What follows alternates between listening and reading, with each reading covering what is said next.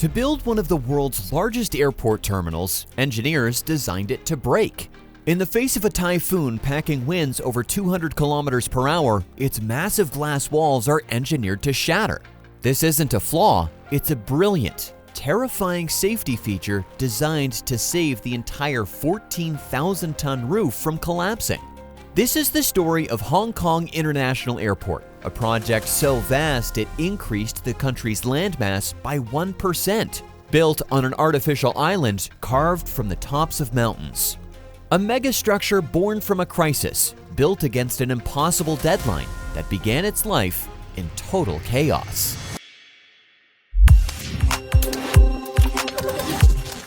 Before this modern marvel, there was Kai Tak.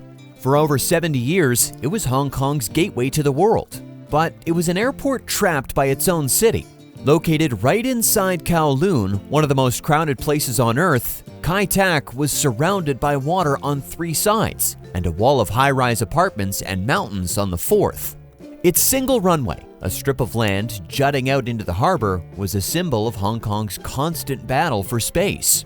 By the 1990s, the airport was dangerously overcrowded, operating far beyond its limits and choking the city's growth. There was no room to expand. But the biggest problem wasn't the crowding, it was the landing. The approach into Kai Tak was so infamous, pilots nicknamed it the Kai Tak Heart Attack. Mountains blocked any chance of a straight path, forcing pilots into a maneuver found nowhere else on Earth. They had to make a sharp 47-degree right turn at an altitude below 152 meters, flying between buildings so close that passengers could see into people's apartments. This turn was done entirely by sight, aiming for a giant red and white checkerboard painted on a hillside. A mistake of just a few meters could mean crashing into a building. So how do you replace an airport that is actively endangering a city? You don't just build a new one, you build an entirely new piece of the country to put it on. The plan was called the Airport Core Program, or ACP. It was one of the most ambitious construction projects in modern history. This wasn't just about building an airport, it was a 10-part mega project that would completely reshape the region.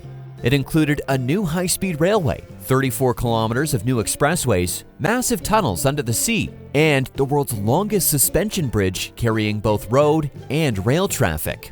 The scale was staggering.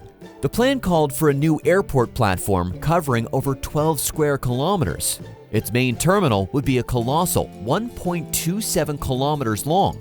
Connecting it all would be the mighty Sing Ma Bridge, with a main span of 1,377 meters. The total price tag for all 10 interconnected projects was a record-breaking 160.2 billion Hong Kong dollars, or about 20 billion US dollars at the time. This earned it a place in the Guinness World Records as the most expensive airport project ever built. But this incredible feat of engineering was racing against a non-negotiable deadline, the 1997 handover of Hong Kong from Britain to China. Political leaders pushed to have the airport open in time for this historic event, creating a rushed and high-pressure construction schedule that would later have dramatic consequences. The first and biggest challenge was where to build it. The answer was to create new land out of the sea. The plan was to take 2 small, mountainous islands, Chep Lak Kok and Lam Chau, and flatten them, using the rubble to fill in the sea between them. This was an act of geological engineering on a scale almost too large to comprehend. The 2 islands had peaks over 100 meters high. Engineers had to blast and carve them down to just 7 meters above sea level. In total, they had to move 197 million cubic meters of rock and sand. That's enough material to fill the Great Pyramid of Giza more than 75 times. At the project's peak, they were moving 10 tons of earth every single second, creating new land at a rate of 2 hectares per day. But before they could build up, they had to dig down. The seabed was covered in 68 million cubic meters of soft, unstable mud that had to be dredged away to reach a solid foundation.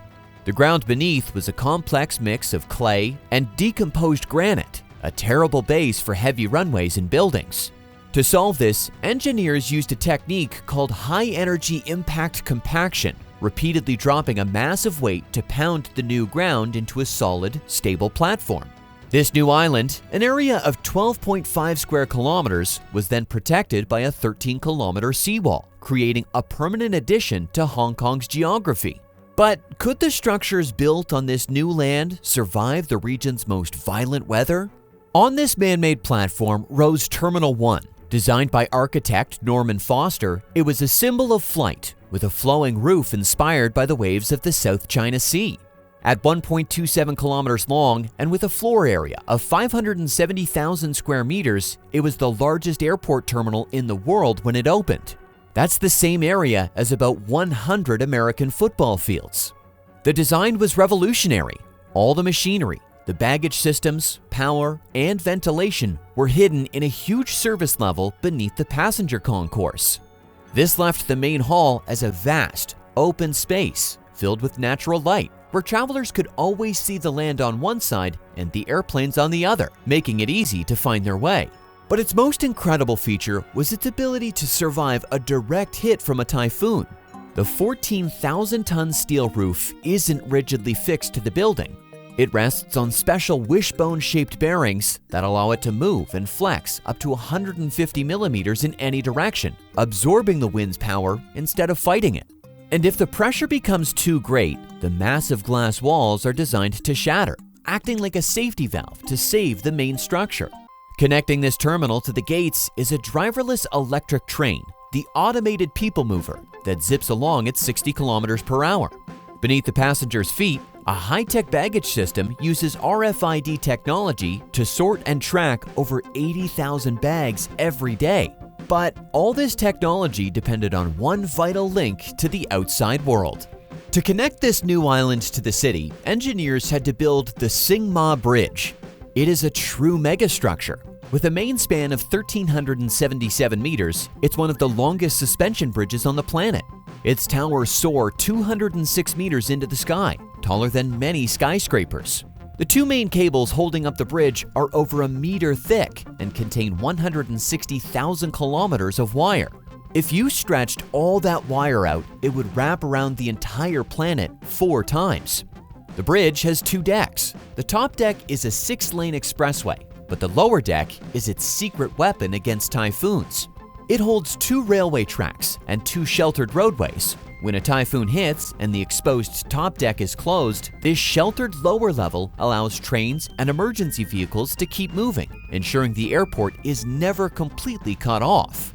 To ensure the bridge could withstand the wind, engineers built a perfect scale model and tested it in a wind tunnel, simulating the exact typhoon conditions it would face. They discovered how the bridge would behave at every stage of construction and planned their work to avoid the most dangerous steps during typhoon season. After 6 years of construction, the airport was finally ready. The move from Kai Tak was a military-style operation. In the night of July 5, 1998, just after the last plane left the old runway, a convoy of over 1,100 vehicles drove across the city to the new airport. On July 6th, Hong Kong International Airport officially opened, and it was a disaster. The brand new computerized baggage system crashed. Bags were lost, flights were loaded with the wrong luggage, and passengers waited for more than 24 hours for their belongings. The flight information screens showed wrong gate numbers, sending travelers running through the giant terminal in confusion. Toilets stopped working, air conditioning failed, and escalators broke down. The entire cargo system, one of the most advanced in the world, suffered a total collapse and had to be shut down. The chaotic opening made headlines around the world and led to a government investigation. The problem wasn't the giant structures.